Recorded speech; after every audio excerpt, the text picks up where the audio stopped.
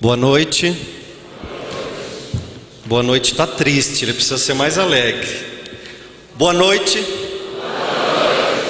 Pronto, já mudou, já é outra palestra até, mais alegre, né? Aliás, depois dessa emoção, dessa voz maravilhosa da Andréia, esse dom, e nós conversávamos aqui, né, Marlene? Aliás, obrigado pelo convite de voltar à Casa Caminho da Luz, que é sempre uma alegria. E nós falávamos assim, como é bonito o dom. Quando Deus nos fez seres únicos, não só na impressão digital, na íris dos olhos.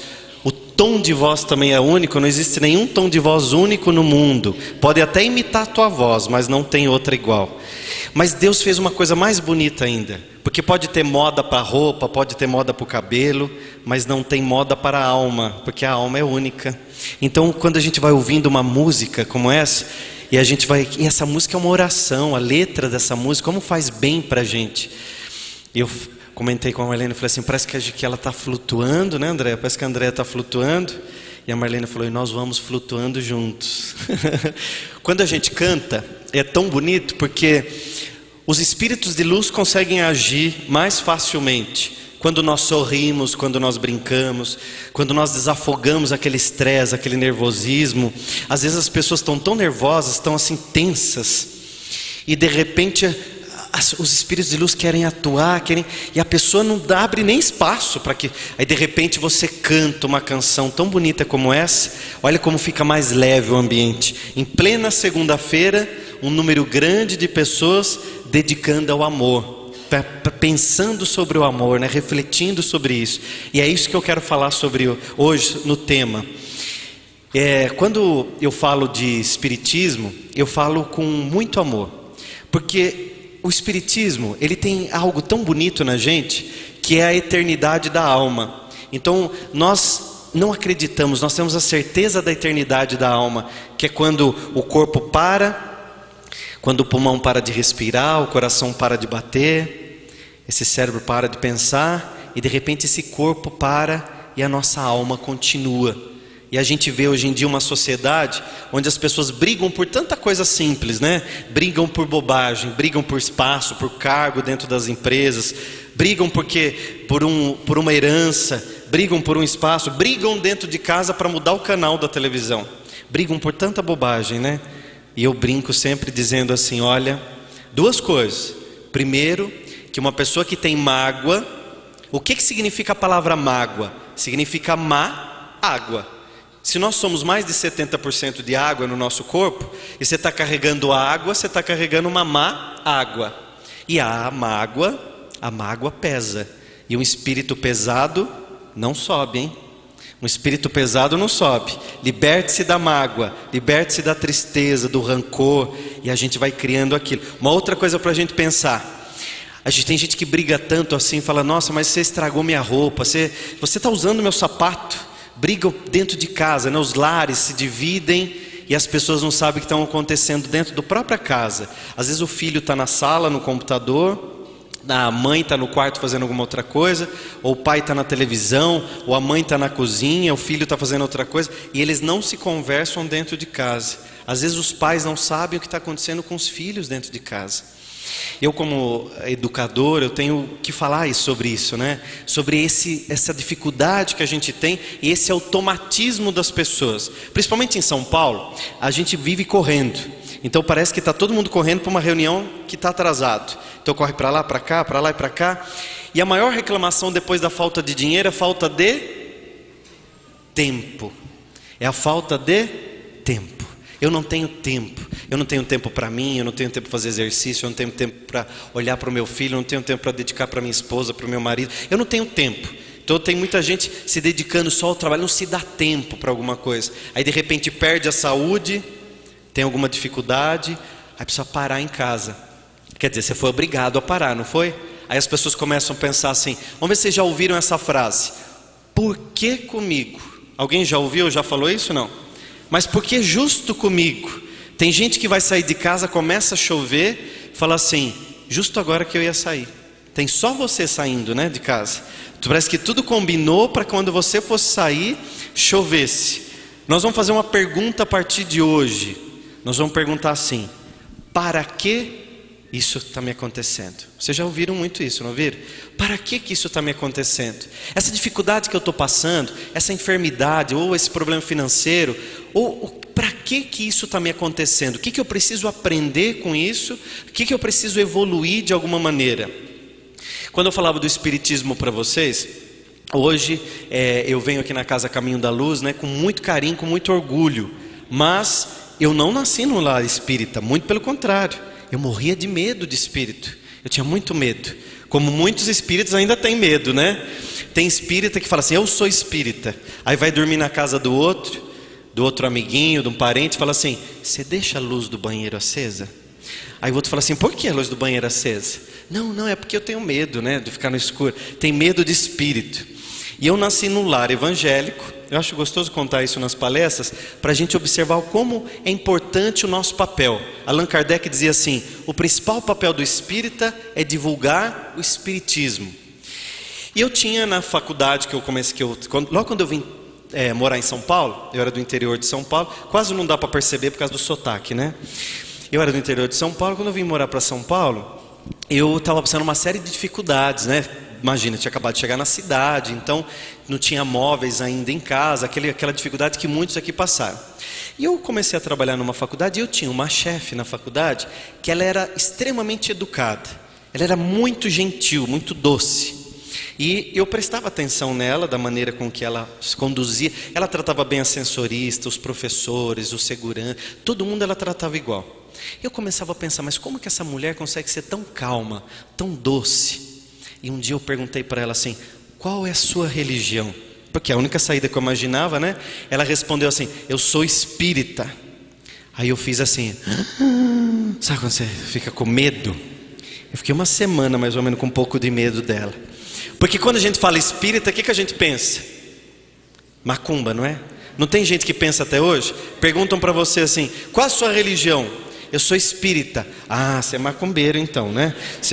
Não é assim que a gente pensa? Porque isso chama-se preconceito. Preconceito no dicionário significa conceito antecipado e sem fundamento. Se eu tenho um conceito que ele é antecipado e sem fundamento, eu não sei do que eu estou falando. Então eu preciso conhecer. E essa minha chefe, ela falava assim para mim: você não quer conhecer a minha casa espírita? E eu falava assim para ela: mas o que tem lá? Tem vela, não tem? Ela falava assim: não tem. Eu falava: tem flor? Não tem, mas se tiver não tem problema. Ela ia me explicando. Eu falava assim: mas lá tem gente que incorpora? Ela falava: não, lá você só vai ver uma mesa branca, nós vamos fazer uma palestra, depois você vai tomar um passe. Isso foram passando semanas e semanas, e ela sempre me convidando. E eu estava passando uma dificuldade na época, uma depressão, uma tristeza, que todo mundo já sentiu, né? Aquela tristezinha, aquela angústia, aquela dificuldade. Nós somos seres encarnados, nós sentimos as dores dos seres humanos, todos nós sentimos isso. E um dia, era mais ou menos umas 2h da tarde, nós estávamos trabalhando, e ela começou a arrumar as coisas, a bolsa, para sair. E ela falou assim para mim: olha, eu estou indo na minha casa espírita, você não quer ir? Gente, eu estava tão desesperado aquele dia. Mas antes eu perguntei para ela: mas o que tem lá? Tem vela, não tem? Ela falou: não tem. Aí explicava tudo. Eu olhava a paciência que ela teve comigo. E aí eu pensei assim, eu falei, são mais ou menos, eu perguntei: que hora que começa lá? Ela falou: 3h. Olha o que eu pensei: eu vou porque está claro, porque se tiver algum problema ainda está de dia, e eu vou para lá, né? E eu peguei e fui. Quando nós entramos assim, a casa chama-se União Espírita Francisco de Assis, que é a casa que eu frequento até hoje. E lá, logo quando eu entrei assim, eu acabei de entrar, eu já sentei perto da porta. A porta era assim no fundo, eu acabei de entrar, já sentei. Aí ela falou assim: não, vamos sentar lá na frente. Eu falei: não, tá bom aqui. Porque o que eu pensei também? Eu vou sentar perto da porta, porque qualquer coisa que acontecer, eu saio correndo. E foi a coisa mais bonita que aconteceu na minha vida, porque eu conheci o Espiritismo. Ali eu assisti uma palestra, depois tomei um passe. Eu estava me sentindo tão mal naquele dia, e eu saí tão bem daquela casa, que quando nós saímos, ela falou: e aí, o que você achou? Eu falei: que dia que tem de novo? Ela falou: quinta que vem, às 3h. E resumo da história, eu estou aqui hoje conversando com vocês. Mas por que eu fui conhecer o Espiritismo? Quem lembra? Porque a minha chefe era extremamente doce, gentil, educada. era mansa, ela tinha um cuidado com o ser humano. Jesus pediu só uma coisa: ame a Deus acima de todas as coisas, o seu próximo como a ti mesmo. E aquela mulher tratava tão bem o próximo. E eu fiquei, pensando naquilo. E como que ela poderia ser daquele jeito? Só tinha uma explicação, era a religião dela. E eu fui conhecer. Vamos voltar no que Allan Kardec disse? O principal papel do espírita é espalhar.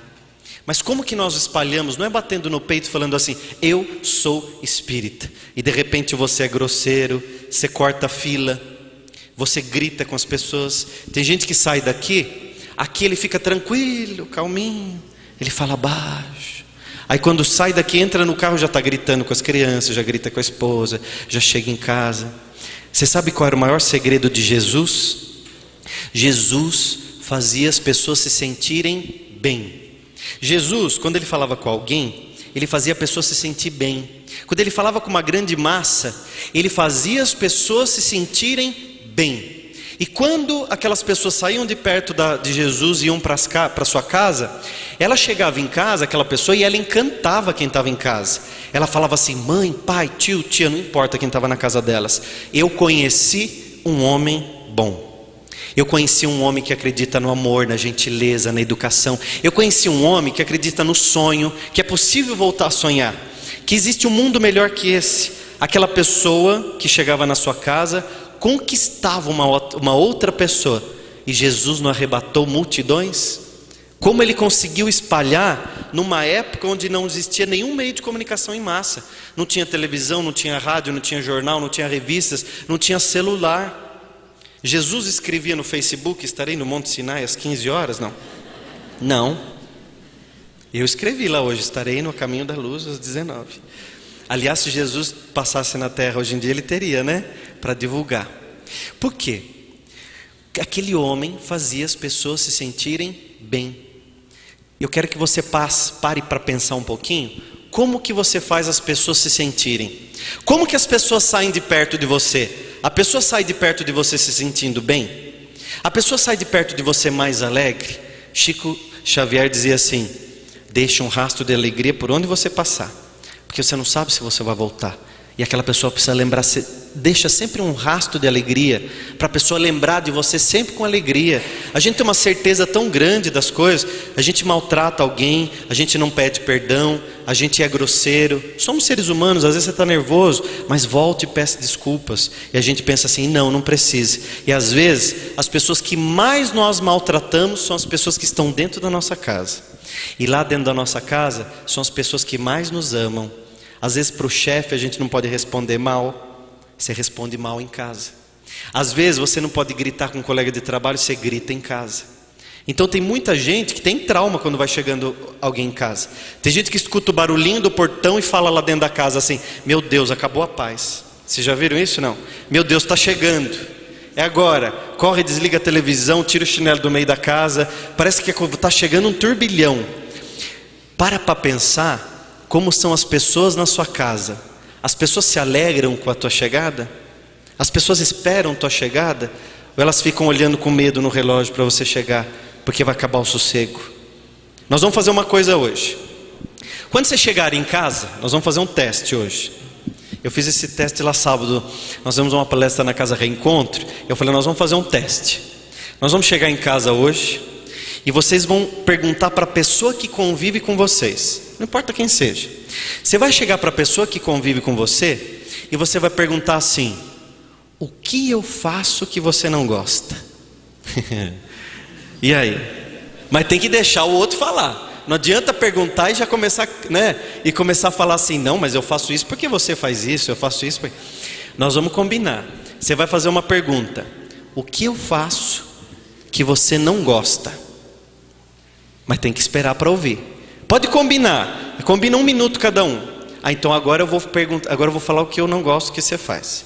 Gente, mas não é para brigar, hein? É só para ouvir. É só para ouvir.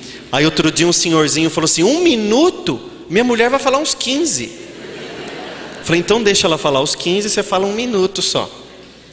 São tantos detalhezinhos. Toda vez que eu falo isso eu lembro de uma coisa. Eu estava uma vez fazendo uma palestra e aqui tinha uma mesa com os dirigentes da casa, as pessoas que estavam participando estavam aqui numa mesa atrás.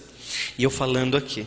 E eu falava das coisas que a gente faz em casa, das manias, né? Que a gente deixa o chinelo no meio da casa, muda o canal da televisão na cara do outro, não pergunta nada. E aí eu falei assim, tem gente que deixa a toalha molhada em cima da cama há 20 anos. Aí eu escutei aqui atrás de mim assim, há 50, o senhor falou.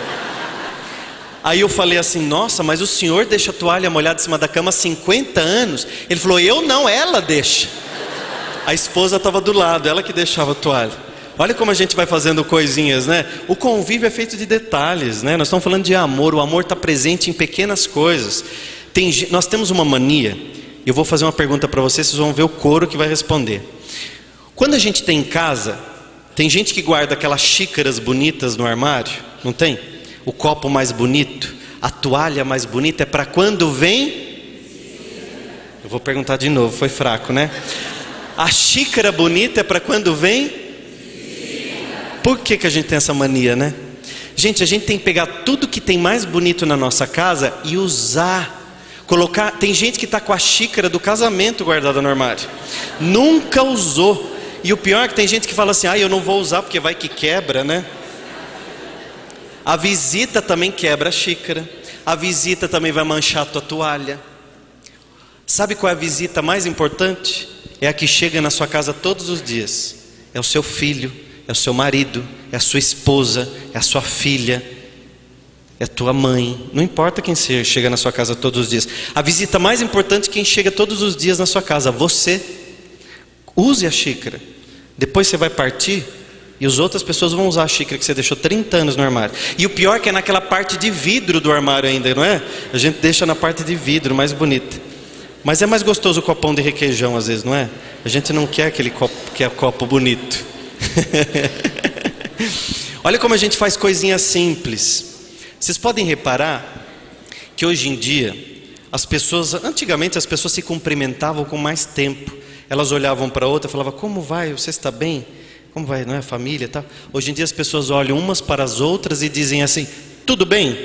A outra responde assim, tudo bom? São duas perguntas, ninguém fala nada. Tudo bem? O outro fala, tudo bom? Aí você vai no supermercado, você olha para a menina e fala assim, bom dia. Ela responde para você, nota fiscal paulista. É assim ou não é? É. Gente, tem tanta coisa simples para a gente pensar no dia a dia. Tantas coisas que fazem um detalhe do dia a dia. O nome dessa casa é um nome lindo, chama-se A Caminho da Luz. Todos nós estamos a caminho da luz e nós temos um objetivo. E eu lembro de uma frase do Chico que ele dizia assim, você nasceu no lar que você precisava, você trabalha no trabalho que você precisava, você convive com as pessoas que você precisava. Porque esse convívio nosso é proposital, é uma evolução. Todos nós estamos numa evolução. Jesus dizia assim, há muitas moradas na casa do meu Pai, há grandes moradas na casa do meu Pai. Nós estamos em uma delas. Nós passaremos por muitas outras, possivelmente já passamos por algumas, e nós estamos numa evolução a caminho da luz. Vai chegar um determinado momento que nós vamos evoluir tanto, que nós não vamos precisar mais desse corpo. Imagine o que seria, como deve ser bonito você viver em espírito, não precisar mais dessa dor física. Quantas pessoas estão aqui hoje com dores musculares, dor de cabeça, dor na coluna, gente com enfermidade, com problema financeiro, com angústia. Eu até hoje não vi alguém que não esteja buscando a felicidade. Todos nós estamos buscando a felicidade. Vocês já viram alguém levantar de manhã e falar assim, hoje eu estou com uma vontade de sentir uma angústia? Vocês já viram gente que fala isso? Não, não tem. Está todo mundo buscando a felicidade. E eu vou falar uma coisa, se você não tem motivos para sorrir, não dê motivo para os outros chorarem. Não é assim? Sorria, né? Como é bonito estar aqui, é um privilégio estar encarnado. Para cada, olha, encarnado dentro da carne, desencarnado fora dela. Para cada ser encarnado, nós temos em média 3 desencarnados. Significa que nós estamos um privilégio de estarmos encarnados. É um privilégio a vida e os prazeres que essa vida nos dá, de reencontro, são muitos reencontros. Vocês podem ter certeza que nós estamos nos reencontrando o tempo todo. As pessoas não olham mais no olhar das outras. Vocês já viram pessoas que vão se falar e elas olham para baixo, para cima, para o lado? Não olham no olhar das pessoas. O olhar é a janela da alma. E é tão bonito isso, quando a gente para refletir em algumas coisas sobre Jesus. Olha, grandes mestres, eles tinham muitas características. Chico Xavier, Madre Teresa de Calcutá, não é? Tantos mestres, Bezerra de Menezes, Eurípides Barçanufo, eles tinham um amor dentro deles tão grande pelo próximo, que eles deixavam a vida deles em dedicação ao próximo. Jesus, se ele tivesse vivido como carpinteiro, ele teria uma vida boa, tranquila, talvez teria uma esposa, filhos, teria uma vida tranquila. Mas Jesus recebeu do seu pai uma missão e ele não hesitou em cumprir. Qual era a missão de Jesus? Que não fosse espalhar amor na terra. Naquela época os homens duelavam entre eles, eles saíam com espadas e se matavam entre si.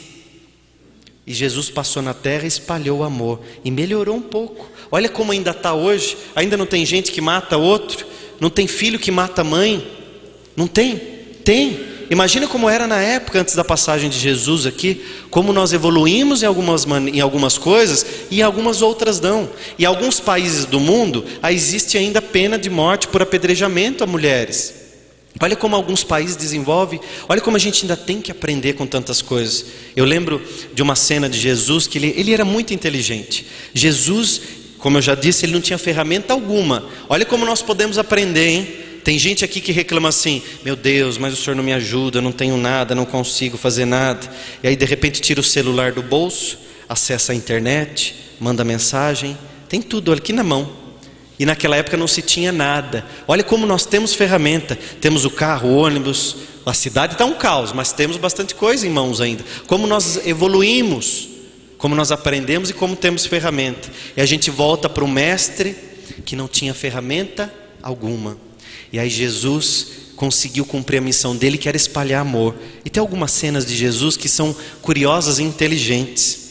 Como a cena que todo mundo conhece, quando Jesus chega numa praça e tem uma mulher que vai ser morta por apedrejamento. Porque a lei da época dizia que a mulher, quando era pega em adultério, ela ia ser apedrejada.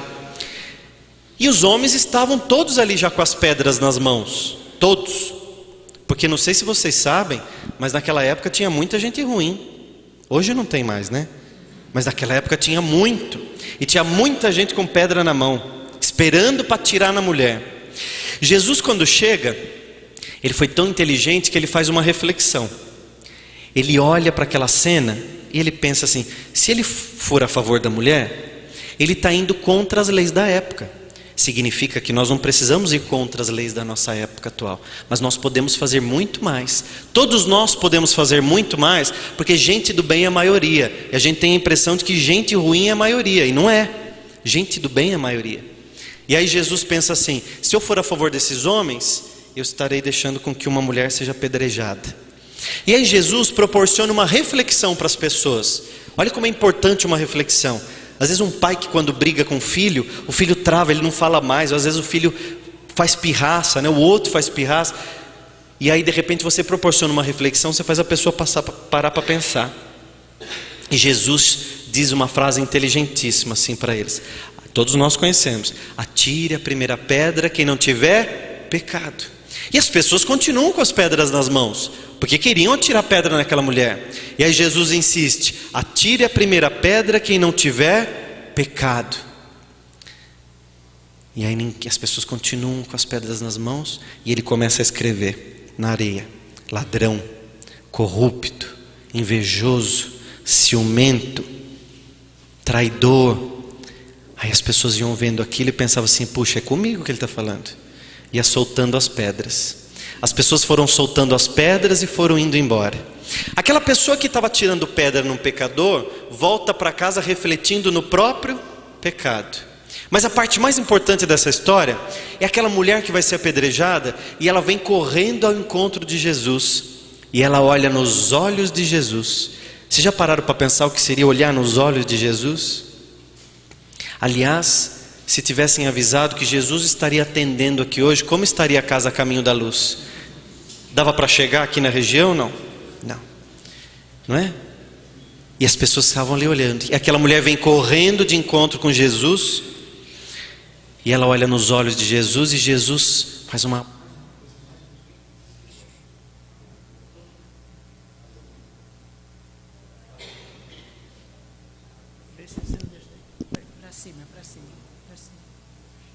Pronto.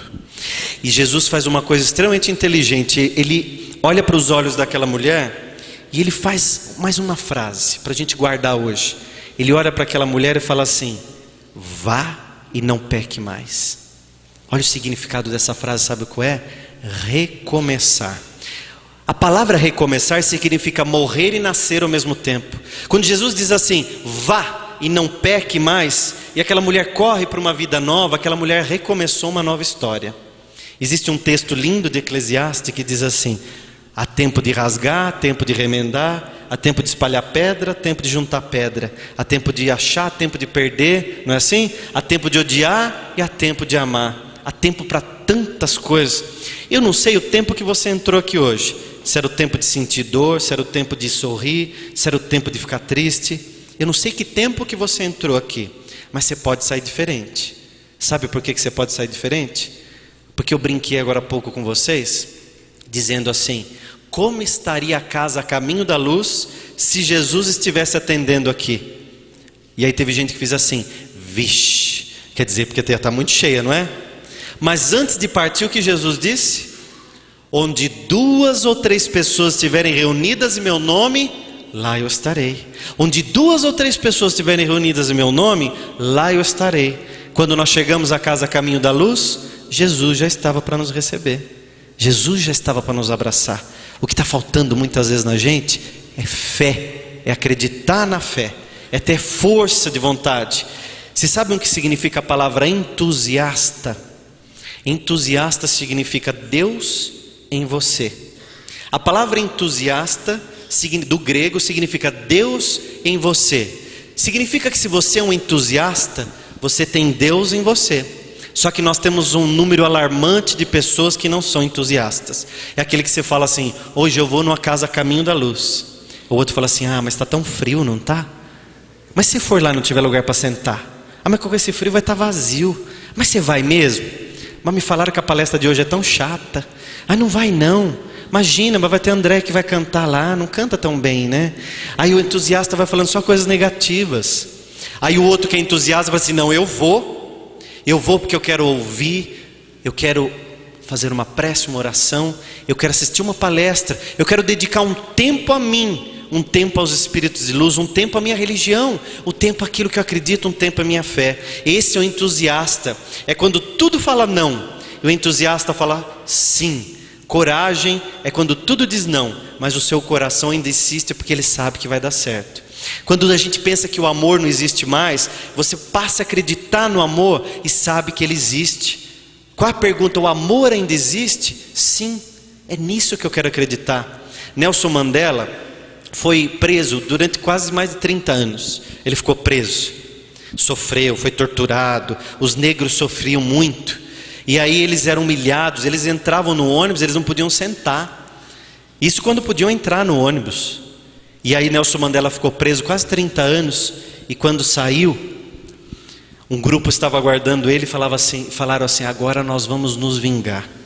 Nós vamos nos vingar dos brancos. E aí Nelson Mandela falou uma coisa extremamente inteligente. Ele falou assim: olha, se as pessoas aprenderam o desamor, aprenderam a violência, nós vamos ensinar a amar. Porque quem aprende o desamor também pode aprender a amar. Ninguém nasce com o desamor, com a deseducação, com a falta de respeito. As pessoas aprendem. E se elas aprenderam isso, nós vamos ensinar o contrário. Porque se a gente passar a matar os brancos, daqui a pouco vem um líder branco e passa a matar os negros. E aí nós não vamos ter fim. Nós vamos fazer o contrário, nós vamos espalhar amor. E esse homem se transforma no presidente do país dele. Olha que história bonita de superação. E eu quero falar uma coisa para vocês. Eu quero que você surpreenda as outras pessoas com a sua educação. Porque quando alguém é grosseiro com a gente, qual a tendência que a gente tem? De ser grosseiros. É aí que está. É você fazer o contrário que todo mundo está esperando. Quando todo mundo espera que você vai agir grosseiramente, você age com tranquilidade. Você age com paciência. Paciência significa ciência da paz. É você ter ciência da paz que você tem, porque a grosseria é do outro, não é tua. É você que vai surpreender. E o maior papel do Espírito é espalhar o Espiritismo, é espalhar amor ao próximo. Chico Xavier disse assim: se Allan Kardec tivesse escrito que fora do Espiritismo não há salvação, eu teria ido por outro caminho. Mas Allan Kardec escreveu que fora da caridade não há salvação. E qual o sentido de caridade que não seja o amor? Então Allan Kardec queria dizer que fora do amor não há salvação. Ame a Deus acima de todas as coisas e o próximo como a ti mesmo. Nesse pedido de Jesus, nesse ensinamento de Jesus, está presente o respeito, a gentileza e o amor ao próximo. E é o que está faltando, é o que as pessoas falam assim: nossa, hoje em dia ninguém respeita mais ninguém, ninguém ama mais, o amor está líquido, os relacionamentos acabam muito rápido. E de repente você surpreende as outras pessoas com a sua educação. Essa é a maior educação que a gente pode espalhar. Eu vejo gente que sabe todas as regras de etiqueta, sabe comer com um talher bonito, com uma taça, e chega num restaurante e maltrata o garçom, briga com o manobrista. Gente, o que vale a pena é o ser humano. O que vale a pena é o ser humano, não são as coisas, porque as coisas ficarão, até o nosso corpo vai ficar. Caixão não tem gaveta, não é? Tudo fica, tudo. Seu relógio, seu anel, tudo. Até o teu corpo vai ficar. Porque o que vale para as pessoas não é o que você tem, é o que você foi. As pessoas não vão lembrar do que você tem, as pessoas vão lembrar do que você foi, do seu sorriso, da sua gentileza, do seu abraço e do seu amor por elas. Nós vamos terminar com uma música. Eu queria pedir para vocês que vocês ficassem em pé, porque essa música também é uma oração, por favor. Eu acho linda a letra dessa música, e nós vamos fazer um exercício. E se vocês concordarem, nós vamos cantar agora em homenagem a Andréia, que cantou tão bonito para a gente. Vocês topam, não? Então tá bom. Então nós vamos fazer um coral. Andréia, nós não vamos chegar aos seus pés, né? Porque Deus te deu um dom muito lindo, que é cantar e encantar as pessoas. A música faz tão bem para a alma. Então nós vamos cantar essa música, mas não é para cantar com a boca não, para cantar com o coração. Combinado? E nós vamos espalhar o amor ao próximo. Vocês vão pensar naquela pessoa que você mais ama, e você vai mandar esse amor. Se ela estiver do teu lado, não tem problema. Se você quiser dar as mãos para o seu irmão, melhor ainda. Vamos cantar? Bem alto? Vamos lá então. Todo mundo conhece essa música. Tá pronto aí não? Conhece, não conhece? Vamos espalhar o amor ou não vamos? Todos juntos. Vamos dar as mãos? Somos todos irmãos. Eu tenho tanto, bem alto, para lhe falar, mas com palavras não sei dizer. Mais alto. Como é grande o meu amor por você. Para cantar com o coração. E não há nada para comparar, para poder lhe explicar como é grande o meu amor por você. Agora feche os olhos e pense em quem você mais ama. Nem mesmo o céu, nem as estrelas, nem mesmo o mar e o infinito não é maior que o meu amor, nem mais bonito. Agora pense em alguém que está precisando do amor. Me desespero. E vamos mandar essa energia. Alguma forma de lhe falar como é grande o meu amor por você. Nunca se esqueça, nenhum segundo, que eu tenho amor maior do mundo. Como é grande o meu amor por você. E quem ainda não deu as mãos para o seu irmão que está do seu lado, Dê as mãos para Ele, tenha coragem. Vamos passar uma energia positiva. O amor, ele precisa ser espalhado, porque gente do bem é a maioria. Nós vamos cantar agora ainda mais alto, para encerrar com chave de ouro essa palestra, espalhando o amor entre as pessoas. Todos juntos, cantando. Nunca se esqueça, mais alto, nenhum segundo, que eu tenho amor maior do mundo. Como é grande o meu amor por você. Mais alto, mas como é grande o meu amor por você. E que Deus abençoe muito cada um de vocês. Muito obrigado pela atenção. Muito obrigado. Obrigado.